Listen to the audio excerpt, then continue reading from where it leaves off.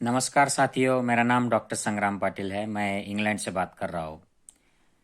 सबको एक सवाल है, सारे भारतीयों के मन में एक सवाल है साथियों कि हमारे प्रधानमंत्री नरेंद्र मोदी जी किसी अच्छे जर्नलिस्ट को, पत्रकार को इंटरव्यू क्यों नहीं देते हैं। पिछले 6 साल के ऊपर हो गए उनको प्रधानमंत्री बने हुए, लेकिन उनका एक भी इंटरव्यू अच्छे पत्रकार को दिया हुआ नहीं आया है। आप ये इंटरव्यू देखिए मोदी जी। मैं कोई पॉलिटिकल क्वेश्चंस नहीं लाया हूँ।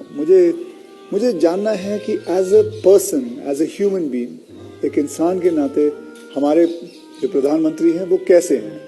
तो आपने हल्की फुल्की बातें और अपॉलिटिकल बातें करने के लिए इच्छा जताई है। एक फैशन स्टेटमेंट बहुत बढ़िया है, मतलब दाढ़ी वाड़ी एकदम सही किया हुआ, और मतलब कभी कभी मैं देखता हूँ आप हाफ स्लीव कुर्ता पहनते हैं, ज्यादा करके हाफ स्लीव कुर्ता पहनते हैं।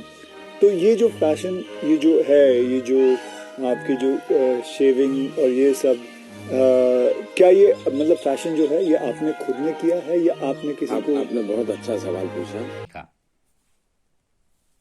तो ये जो अक्षय कुमार है, ये मोदी जी का बड़ा फैन है, ये भक्त है। ये मोदी जी के बहुत सारे पॉलिसीज़ के ऊपर भी ये फिल्में बनाता है और हमेशा मोदी जी के गुणगान गाते रहता है। तो इन लोगों के सामने या कोई गोदी मीडिया के पत्रकार हो, उनके सामने जो पहले से ही क्वेश्चंस दिए होते हैं उनके ऊपर मोदी जी आंसर करते हैं, बड़े कंफर्टेबली बोलते हैं और ये नॉन पॉलिटिकल इंटरव्यू देते हैं।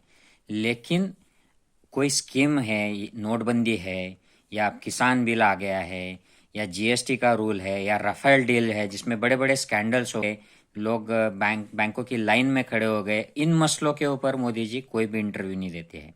अंबानी को राफेल डील मिल गया, उनके दोस्त को, उसके ऊपर वो कुछ नहीं बोलते हैं, किसी के सवाल का आंसर नहीं देते हैं।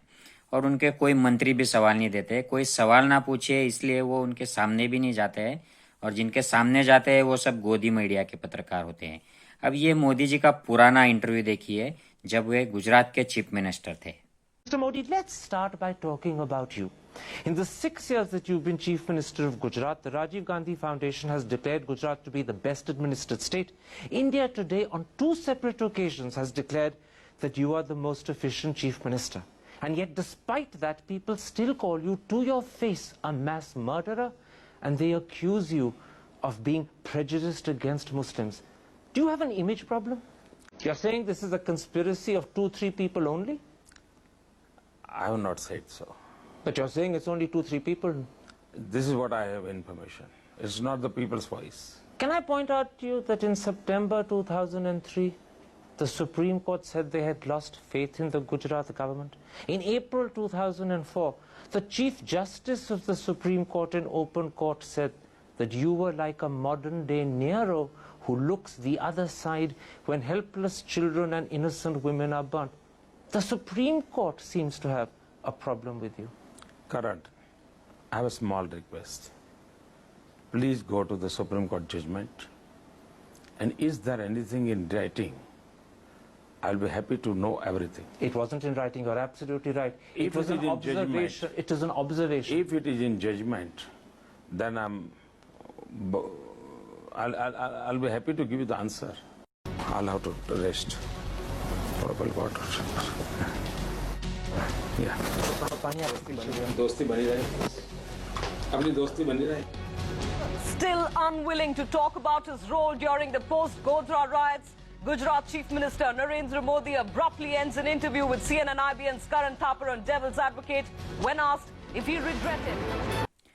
तो साथियों, उस जमाने में पत्रकार जो थे वो सवाल पूछा करते थे, चाहे आप भाजपा के हो या कांग्रेस के हो या आप कोई प्राइम मिनिस्टर हो। मनमोहन सिंह जी से सीधे सवाल किए जाते थे। लेकिन अब ज़माना बदल गया है। अब पत्रकार जो प्राइम मिनिस्टर के सामने जाते हैं, होम मिनिस्टर के सामने जाते हैं, वो सब गोदी में मीडिया के होते हैं, वो सब पढ़ाए हुए होते हैं। क्या पूछना है क्या नहीं पूछना है ये सब उनको मालूम होता है। और अगर किसी ने जुर्रत भी कर दी कोई सवाल पूछने की, तो उसको घुमा फिरा के जो बोलना है वही सिर्फ बोलते हैं, और जो मेन बात है उसके ऊपर चुप्पी साध लेते हैं सत्ता के लोग। अब ये हैदराबाद का एक पत्रकार देखिए, उसने क्या जुर्रत कर दी। बीएसएनएल प्राइवेट किए, रेलवे संस्था प्राइवेट किए, पूरा देश को सेल करने के लिए बीजेपी तैयार है बोल, और केसीआर दिल्ली आए बोल के बीजेपी वाले डर जा रहे। इधर बारिश आए और फ्लड्स भी आए, मगर सेंट्रल से एक पैसा नहीं आए। क्या सूरत बताने को दिल्ली से लीडर्स आते बोल रहे। बीजेपी इधर जीते तो कम्युनल रेट्स होता, इधर लैंड ऑर्डर डिस्टर्ब होता बोल रहे केसीआर। आप क्या बोलते हैं? जहां जहां हम जीते हैं वहां कभी कॉम्युनल राइट्स नहीं हुए, ये हमारा रिकॉर्ड है।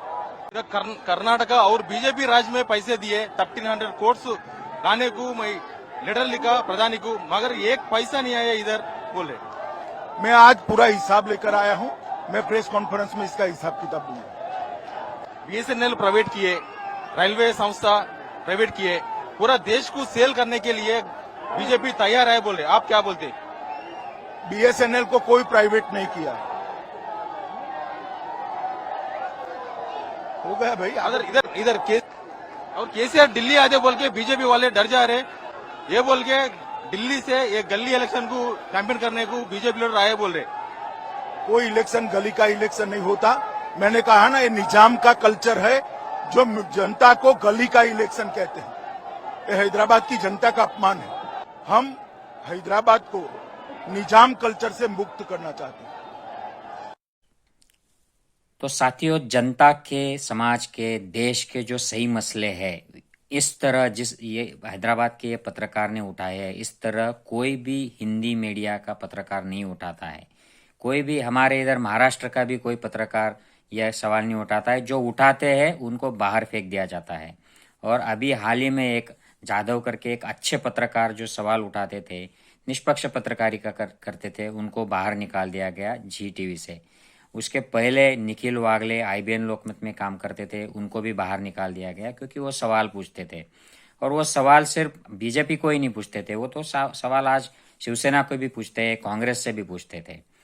तो साथियों, ये पत्रकार जब अपना सही ढंग से काम करना शुरू कर दे और सत्ता के सामने सवाल खड़े करे, जनता के सही सवाल उठाए, तो कैसे बोलती बंद हो जाती है सत्ताधारियों की।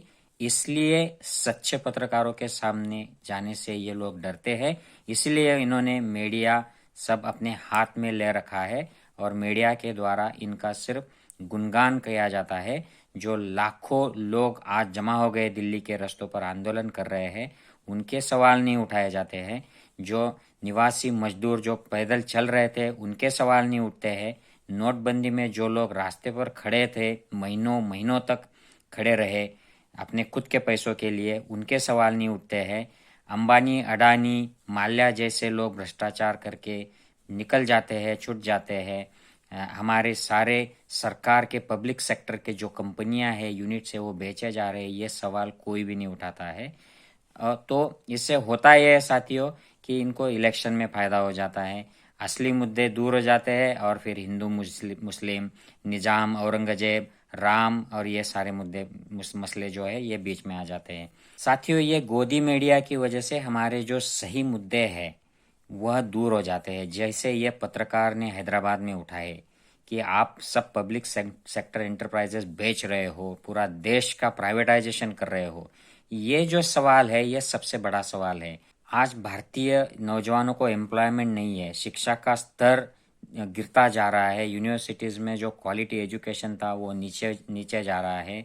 आज अर्थव्यवस्था डूब गई है। ये जो बुनियादी मुद्दे हैं, इन पर सवाल उठाने वाले पत्रकारों के सामने ये नहीं जाते हैं। इसी वजह से इनकी चलती है। जिस दिन ये लोग सही पत्रकारों के सामने जाना शुरू कर देंगे, उस दिन ये सरकार ज़्यादा दिन तक नहीं टिक पाएगी साथियों।